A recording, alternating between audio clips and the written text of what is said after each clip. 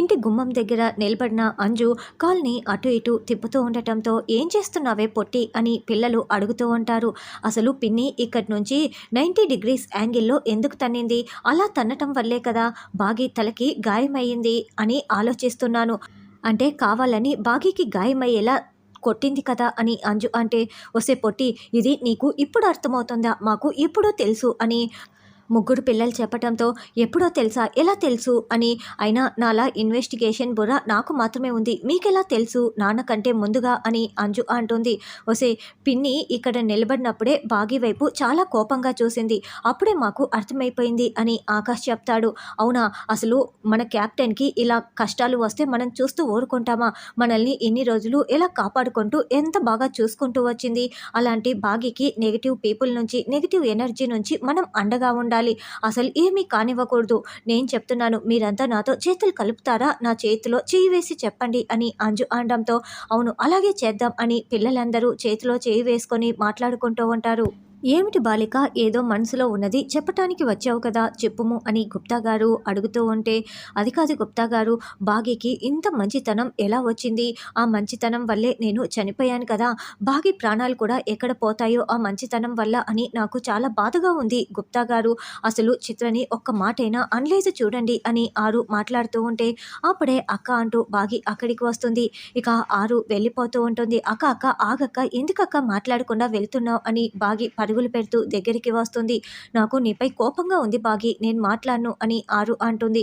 ఏంటక్క ఏమైంది? నాపై నీకెందుకు కోపం అని బాగి ప్రశ్నిస్తూ ఉంటే, చిత్ర నీకు గాయమయ్యేలా కొట్టినా కూడా నువ్వు చిత్రని ఒక్క మాట కూడా అనలేదు. ఓ 4 తగిలించి 4 తిట్లు తిట్టి ఉండాల్సింది, అప్పుడు బాగుండేది. నువ్వు ఇలా చేయటం నాకు అస్సలు నచ్చలేదు బాగి అని ఆరు కోపం చూపిస్తూ, చిరు కోపం చూపిస్తూ ఉంటుంది. అది కాదక్క, ఇప్పుడు చిత్ర కూడా ఈ ఇంటి కోడలే కదా, అత్తయ్య మామయ్య ఆయన పిల్లలు అందరి ముందు ఇప్పుడు నేను తిట్టాననుకో, అప్పుడు చిత్ర తలదించుకోవాల్సి వస్తుంది. వాళ్ళ ముందు నేను పరువు తీయాలనుకోలేదక్క అని బాగి అంటే, స్వభావము ఎచ్చటికి పోవును, ఇద్దరు సోదరి మనులే కదా అని గుప్తా గారు అంటారు. మధ్యలో మీరు మాట్లాడకండి అని ఆరు అంటుంది. అక్క, మీరు నేను మాత్రమే ఉన్నాం కదా, మీరు నాతోనే కదా మాట్లాడుతుంది, కానీ మీరు పొమ్మనింది నన్ను అయితే కాదు కదా అని బాగి చుట్టూ చూసుకుంటూ ప్రశ్నిస్తూ ఉంటుంది. అవును కాదు కాదు అని ఆరు చెప్తూ ఉంటుంది. బాలిక, ఇక్కడ మేము కూడా ఉన్నామని చెప్పుము అని గుప్తా గారు చెప్తూ ఉంటే, ఆరు గుప్తా గారి వైపు కోపంగా చూస్తూ ఉంటుంది. అక్క, అయినా నాకు రావాల్సిన బహుమతి వచ్చేసిందక్క అని బాగి చెప్పటంతో, ఏంటా బహుమతి అని ఆరు ప్రశ్నిస్తూ ఉంటుంది. ఆయన నన్ను మొట్టమొదటిసారి ప్రేమగా హక్ చేసుకున్నారక్క అని బాగి చాలా సంతోషంగా చెప్తూ ఉంటే, తెలుసు తెలుసు, నేను చూశాను కదా అని ఆరు చెప్తుంది. మా బెడ్రూమ్లో జరిగింది నీకెలా తెలుసక్క, నువ్వు చూశానని చెప్తున్నావేంటి అని బాగి షాకింగ్గా ప్రశ్నిస్తూ ఉంటుంది. అంటే నీ ముఖంలో ఆనందాన్ని చూస్తుంటేనే నాకు అర్థమైపోతోంది అని ఆరు అంటుంది. అక్క, నేను కనపడకూడదని బాగానే కవర్ చేస్తున్నానే, అయినా తెలిసిపోతుందా అక్క అని బాగి సిగ్గుపడుతూ అడుగుతూ ఉంటుంది. అవును క్లియర్గా తెలిసిపోతుందిలే బాగి, ఇంతకీ చిత్ర సంగతి ఏం చేద్దాం అనుకున్నావు అని ఆరు అడగటంతో, నేను ఏదో ఒకటి చేసి మార్చగలనని అనుకుంటున్నా అక్క, ఏదో ఒకటి చేసి మారుస్తాను అని బాగి అంటే, అది సరే బాగి, ఇప్పుడు అందరి ముందు నువ్వు శిక్ష వేయలేదు, కానీ ఎవరు లేనప్పుడైనా నువ్వు ఆ చిత్రకి శిక్ష వేయాలి కదా, లేకుంటే ఇలా ఏదో ఒకటి చేస్తూనే ఉంటుంది. ఎవరు లేనప్పుడు మంచి శిక్ష వేసేసేయి, నువ్వు ఆ పని చేయాల్సిందే అని ఆరు అనడంతో, అవునక్క, నువ్వు చెప్తుంటే ఆలోచిస్తుంటే నాకు అదే కరెక్ట్ అనిపిస్తోంది. నువ్వు చేసే ప్రతి తప్పుకి కూడా శిక్ష ఉంటుందని అర్థమయ్యేలా చేస్తేనే కదా బుద్ధి వచ్చేది. సరే అక్క, ఏదో ఒకటి చేస్తాను అని బాగి అంటుంది. తర్వాత అంజు కర్సుతో మేడ కడుతూ ఉంటుంది. అప్పుడే అది చూసిన మనోహరి, పాపం ఈ అంజు ఎంతగానో ప్రేమించే రణవీర్ వల్లే తన ప్రాణాలు పోగొట్టుకుంటుంది.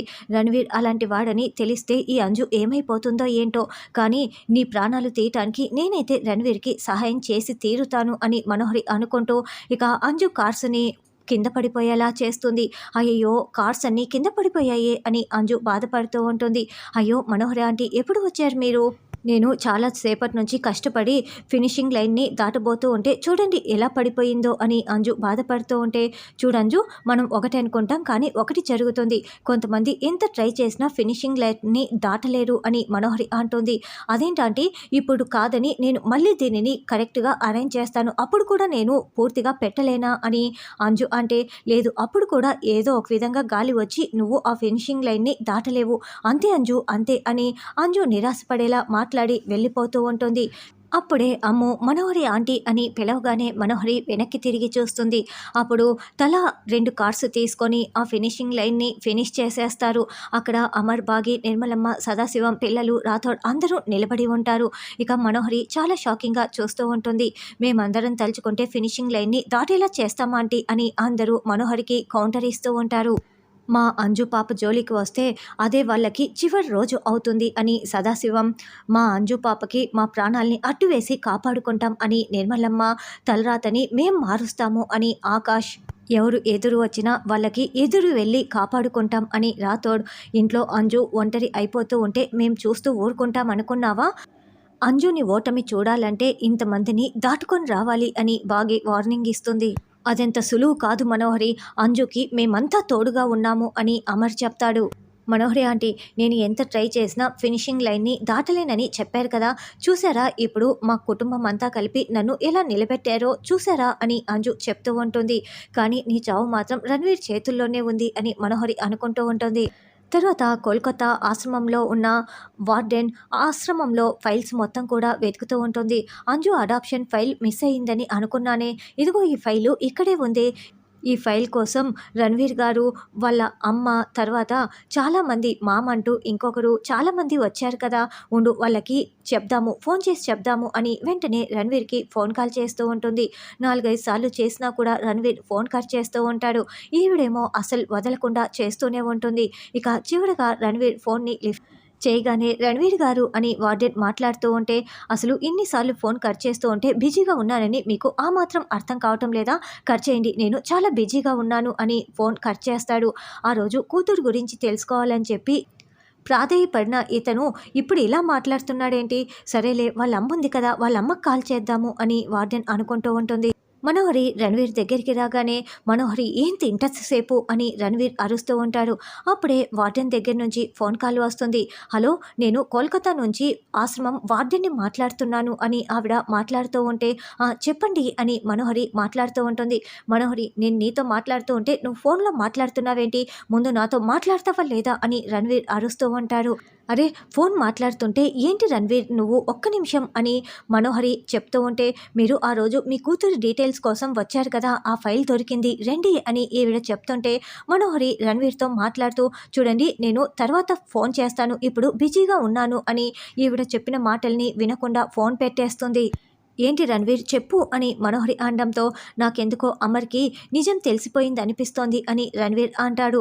ఏంటి, నేను అరుంధతిని చంపిన విషయమా లేక మన విషయమా లేకుంటే ఇంకేంటి అని మనోహరి టెన్షన్ పడుతూ అడుగుతూ ఉంటే, నేనే అంజుని కిడ్నాప్ చేశానన్న విషయం అని రణ్వీర్ చెప్తాడు. లేదు, అమర్కి నిజం తెలిస్తే నువ్వు అసలు ప్రాణాలతో ఉండవు అని, ఛాన్సే లేదు అని మనోహరి అంటే, లేదు అమర్ కళ్ళలో నేను కోపాన్ని చూశాను, అయినా ఎందుకు మౌనంగా ఉన్నాడన్నది నాకు అర్థం కావటం లేదు. అమర్కి నిజం తెలిసినా తెలియకపోయినా కూడా నేనైతే అంజలిని మాత్రం చంపాల్సిందే అని రణ్వీర్ అంటే, సమయం చూసుకొని నేను నీకు ప్లాన్ చెప్తాను, నువ్వు తొందర పెడితే కుదరదు అని మనోహరి వెళ్ళిపోతుంది. తర్వాత బాగి ఆరు మొక్కల్ని కట్ చేస్తూ ఉంటారు. అప్పుడే చిత్ర హాల్లోకి వచ్చి, అదేంటి ఎవరూ లేరు, అసలు కొత్త కోడల్ని నాకు మర్యాద చేద్దామని కూడా లేదా, వీళ్ళకి ఒక ఫినిషింగ్ టచ్ ఇవ్వాల్సిందే అని ఆంటీ ఆంటీ అని కేకలు పెడుతూ ఉంటుంది. చూసావాక అది ఎలా అరుస్తోందో, ఇప్పుడు చూడు దానికి నేను చుక్కలు చూపిస్తాను అని బాగి పరుగులు పెడుతూ ఉంటే, చూసారా గుప్తా గారు, నా చెల్లెలకి ఒక్క మాట చెప్పానో లేదో ఎలా వెళ్తోందో అని ఆరు సంతోషపడుతూ ఉంటే, నువ్వు ఒకటి అనుకుంటే అక్కడ ఇంకొకటి జరుగును పాలిక అని గుప్తా గారు అంటారు. ఏం జరుగుతుంది అని ఆరు అంటే, అది నేను చెప్పను అని గుప్తా గారు అనడంతో, అయితే నేనే వెళ్ళి చూస్తాను అని ఆరు పరుగులు పెడుతుంది.